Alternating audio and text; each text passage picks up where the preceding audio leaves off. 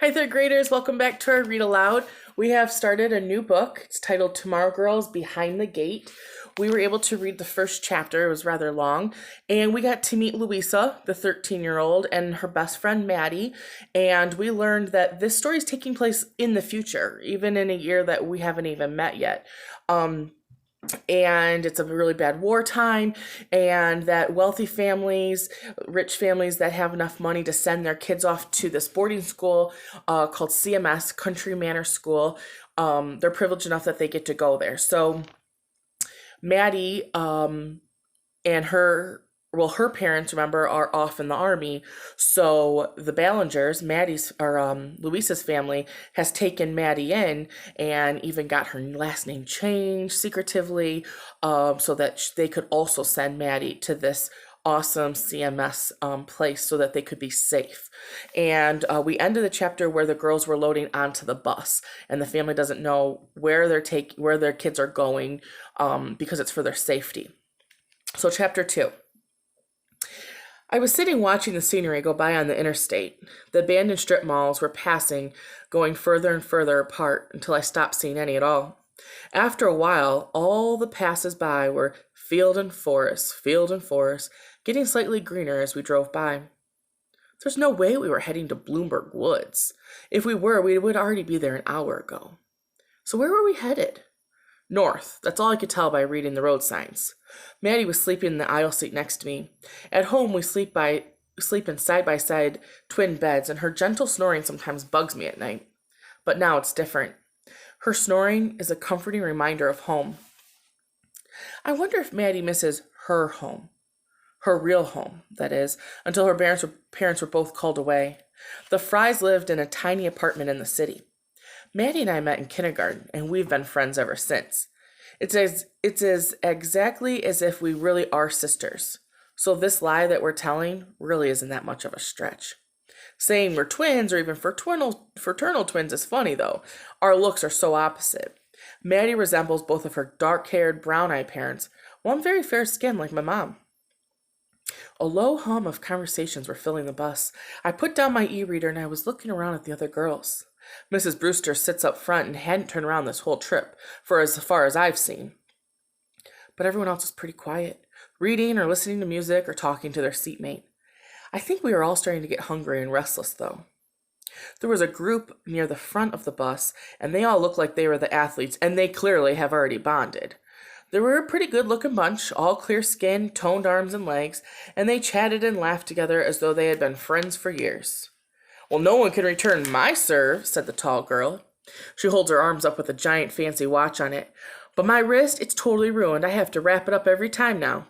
Whatever, said an Asian girl with her black hair and a sleek ponytail. I fell so hard on my arm playing field hockey this year that I broke it. It was in a cast for the rest of the season. One of the girls sitting near the sporty set isn't so chatty, but from the look of her well-muscled arms, she seems to be the athletic type. Her gleaming straight black hair was tied back in a high ponytail. But there's something about her face, the straight nose, the set line of her mouth, makes her gleam and seem regal, yet aloof and unfriendly. I don't think she's someone that I would get along with. When the girl turns to the other athletes, though, she had this natural authority that made them quiet down to hear her. Puh, that's nothing, she said calmly. I'm pretty sure I detect, though, just by barely looking, that clipped beat of a Latin accent was coming from her mouth. I was tripped on the basketball court and slammed my head so hard that I was in a coma for 3 days. For a moment, that small group was silent.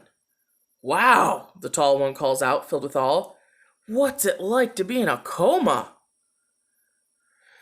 Yeah, I've always wanted to know that, said another girl. I can't hear what she's telling them because everyone was huddled around her. I can't even now see her anymore without standing up. Turning back towards the part of our bus, the back half, I noticed a pretty girl with dark skin, and her black eyes are intense and her delicate eyebrows V with the concentration as she was writing furiously in a notebook. What's so urgent? It's not like we have homework yet. I'd like to go talk to her, but a slim, pale girl with white blonde hair was sleeping heavily in the aisle seat. Her presence was making it impossible to plop myself down beside this girl that kept writing. Instead, I nudged Maddie. Are you awake? Maddie's eyes fluttered. What? Are you awake? I repeated. Well, now I am, she gripped, rubbing her eyes. What's going on? I need someone to talk to, I admitted, grinning a little bit. Maddie straightens up and leans across me to see out the window. Where are we? I shrug. 2 hours north as far as I can tell. Not in Bloomberg Woods, she checks. I shook my head. Too bad, Maddie said sleepily, slumping down again in her seat, closing her eyes. I jab her again and lower my voice to a whisper. Look at that girl over there. What do you think she's writing? Maddie stretched around to see behind her seat. I don't see anyone writing, she reported, turning back to me. I hoisted myself up high enough to see across the aisle. The girl was now chatting with the other girl who had been sleeping beside her. Well, chatting isn't really the word. She was doing all the talking, and her seatmate was simply listening with wide eyes astonishment. What could she be telling the other girl and look so shocked? Now I'm really dying to know what's going on with her. I'm going to the bathroom, I told Maddie. Maybe on the way back I'd be able to hear what that other girl was saying. What girl? Maddie asked. The one who's writing, I say. If I stop to talk to her, come join me. Why, I just want to go back to sleep. I was up all night worrying about today. I'm tired. You weren't up all night. You were snoring, I told her. Just go say hello to her. You don't need me for that, Maddie insisted. I'd feel more comfortable if you were there, I argued. Just say hi, Maddie repeated, yawning. I always feel a little shy before I get to know somebody, but after that, I'm not actually shy at all. But if Maddie wouldn't join me, I would feel more comfortable having a reason to talk to this girl. Maddie curls up in the seat, resting her head on the arm, closing her eyes again. She's clearly determined to go back to sleep, so I squeeze around her and head for the bathroom at the back of the bus. As I pass the two girls, I can hear only the briefest snap of a conversation. Are you sure about all this? The pale blonde girl asked doubtfully. Not the details, of course, the writing girl replied, knowingly, but in general, yes, absolutely sure. When I get back to the back of the bus, the bathroom door was locked. I didn't really need it anyways, I just wanted to get up. But now what? Suddenly an idea occurred to me, and I slipped one of my daisy-shaped plastic earrings out of my ear. I wait for a minute, and then I head back up the aisle. When I was near the two girls again, I dropped the plastic daisy, pretending to be surprised. I raised my hand to my ear. I think I just dropped my earring, I said in a mild gasp.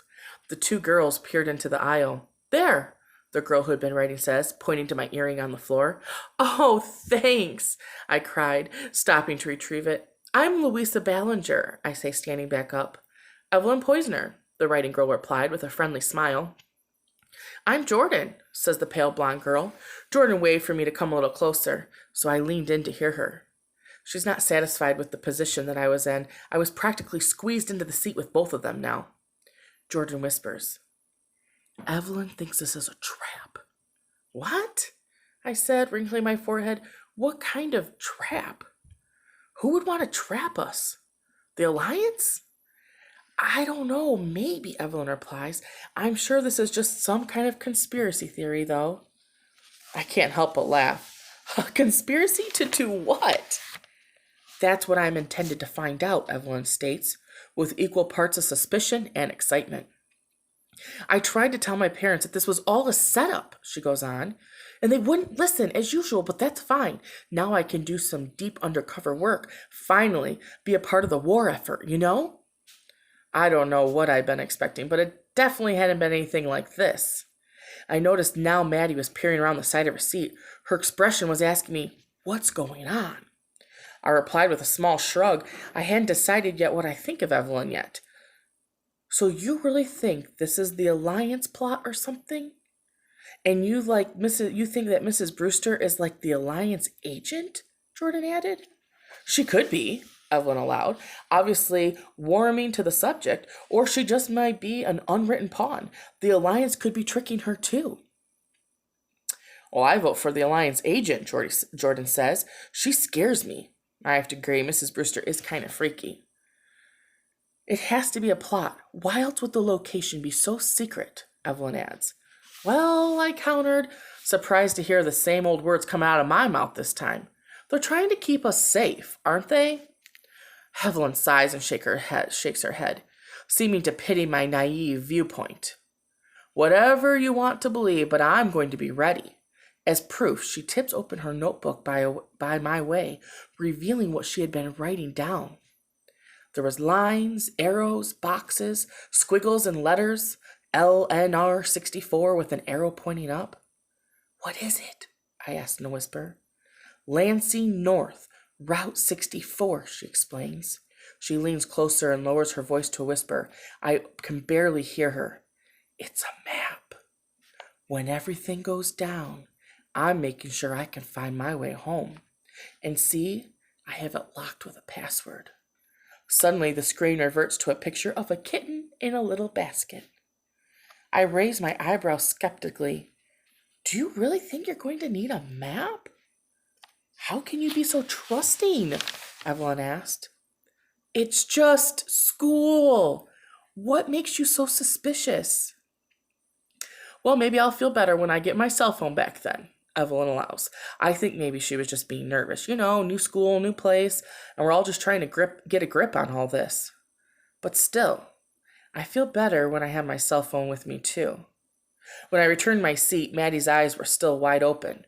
So, what'd you find out? She asked. Oh, nothing, I said. I tell her about Evelyn's crazy ideas. What if she's right?